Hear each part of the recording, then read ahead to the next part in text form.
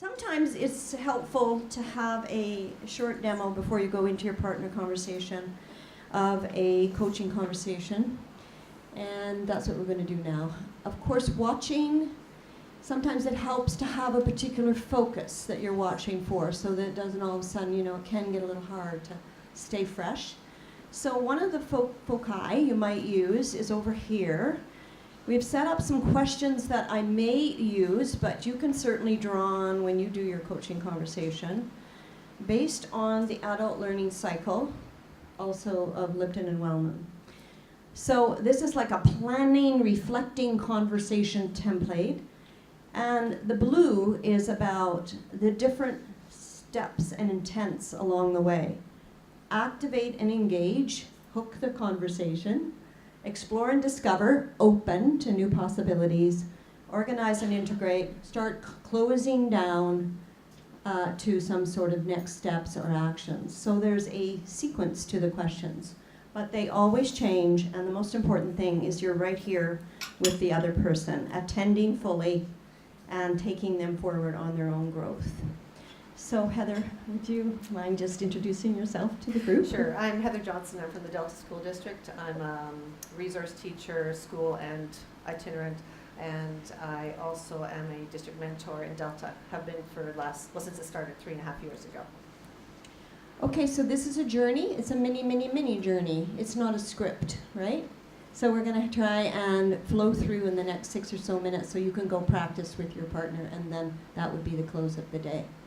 Something I want to say is a big part of this conversation is presence and nonverbals, empathic connection. It's not everything I say, it's who am I in this conversation, right?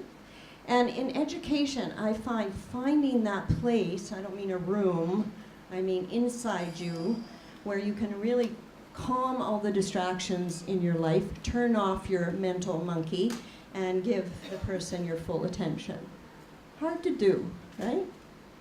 But it can be done, right? So we're going to give this a try. Would you please open your curious minds and put your judge away?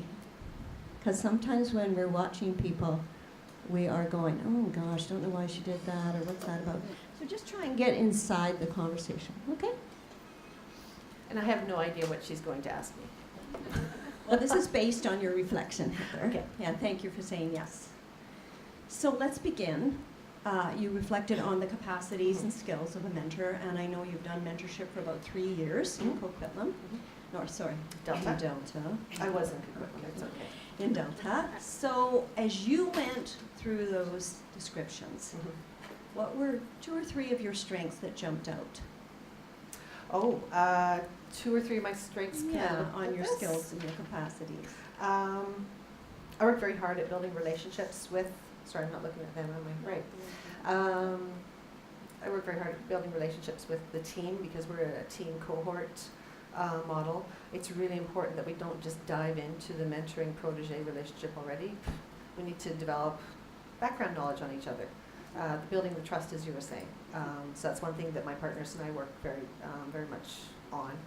And we actually do a lot of planning around that before our first meeting. The second one, I really care about people. I care about people feeling good about themselves, about feeling comfortable talking with others. We tend to be very independent and closed, especially our high school teachers, in our rooms, closed doors, in this department, that kind of thing. But I really care about building together a community of staff, of learners, of teachers, of kids, whatever. So for me, a big thing is about community. It's one of the things I really enjoy about my itinerant role. I get to see the whole district, not just my school. So that's a good start. Do you know, I hear connecting a really deep interest or passion of yours in every single strength that you mentioned. Caring, in community, building relationships. And in mentorship, support is a huge part of our work. So that's high priority for you, really Mhm. high priority. That's what's Mhm. coming through. And it connects with your work, your daily work as an itinerant and in the secondary school Mhm. context. So those are values, right? Thank you. Yeah. Caring, relationships, community. Mhm.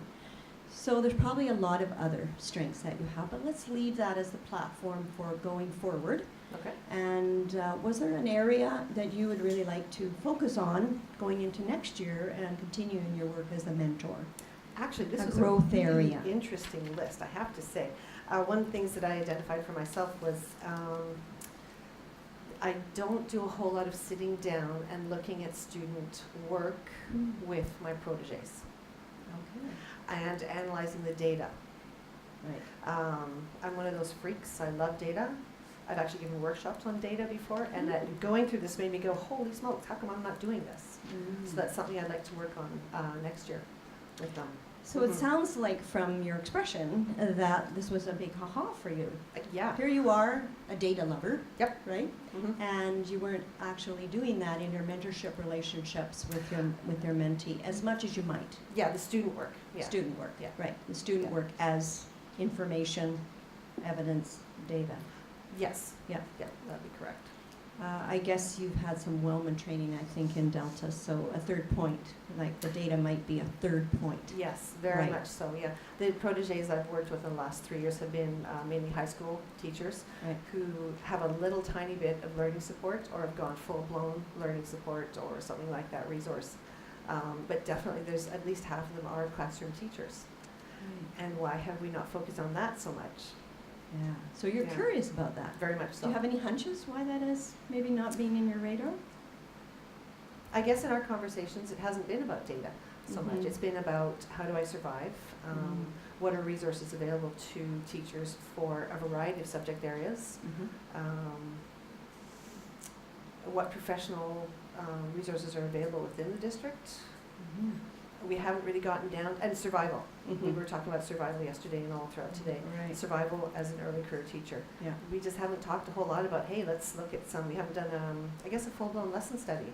Ah. Yeah, the okay. opportunity hasn't really been there as it has been for some of our other groups. Right. Mm-hmm. So what you just mentioned there, how do I survive? How do I do a lesson plan? How do I do all these survival things is absolutely normal, Mm-hmm. right? And it's- if you're going from the protege's needs, Mm-hmm. that's going to come up first order, right? Mhm. So that's important because you're still reflecting what they need most support with. Mm-hmm. Now you're saying that maybe you can move the conversation or the interests into looking at student work as well at some Mhm. point.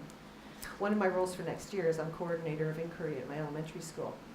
So I'm getting ideas for that. Okay.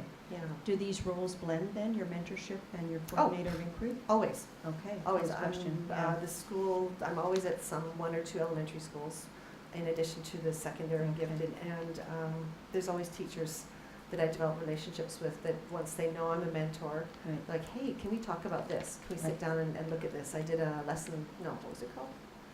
I can't remember what it's called, the classroom snapshot, where you look at your classroom and see what the needs are. Sorry? Thank you, class review there, it was there. Thank you. So the class review, yeah, Yeah, and yeah. I did that with a teacher in about late September, early October at my elementary school last year. Uh-huh. And it was so cool, going through that with him was kind of like this with me. Oh, why am I missing out on this? Mm-hmm. Yeah, lovely little parallel there, an Mhm. insight, right? Mm-hmm. What was happening for your protege, that's your language, I think, in Delta, Mm-hmm. and what's here happening for you. Mm-hmm. And I'd just like to, if it's okay with you, I'd like to add something in about that. Sure. Right. What we just did for 3 or 4 minutes was take a little bit of quiet time to reflect on and bring forward from reflecting on. So your own practice and just illuminate it, Mhm. right, based on what you normally do.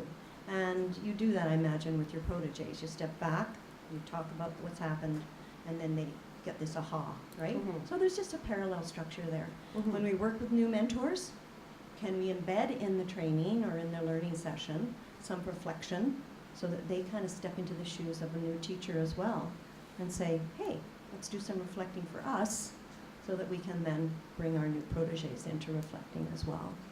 So that's what you just done, that aha just went on. Mm. So I want to get Okay. back to, if this is something you would like to do, what are some possible ways that you might incorporate this student work piece into your future work with proteges and your team? Well, it'll have to depend on next year's team. Okay. Yeah. Mm-hmm. How can I bring it in? Well, bring it up as part of our conversation.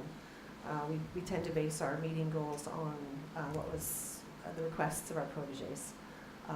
But there's definitely a chunk of each meeting where we talk about things that my mentor team and I have thought might be interesting to our proteges. Mm-hmm. So we could easily bring something like this in, Mm-hmm. for sure. Right. Yeah. It's actually a strategy, isn't it? I mean, you can hear from them what they really want, Mhm. and there might be a way of saying, how about trying to meet that particular focus Mhm. in this new way, or would you like to give it a try? Something Yeah. that's coming to mind right now is with the revised curriculum, new curriculum, whatever we're going to call it. Yeah. There's lots of room for that with the assessment for learning coming up. Things like the learning standards, the core competencies, all those. We can definitely be looking at taking some student work and working through some formative assessment, maybe for the Mm. year even. I don't know, or a unit or a term, depends what it's going to be. Mm-hmm. For sure. Mm-hmm. So there's some new edges there for you and Mhm. for the new curriculum as well. Mm-hmm. Okay. So is there anything else you would like to say about this potential that you just identified as a focus for you next year? Just sort of wide open, anything coming to mind that I haven't inquired into with you?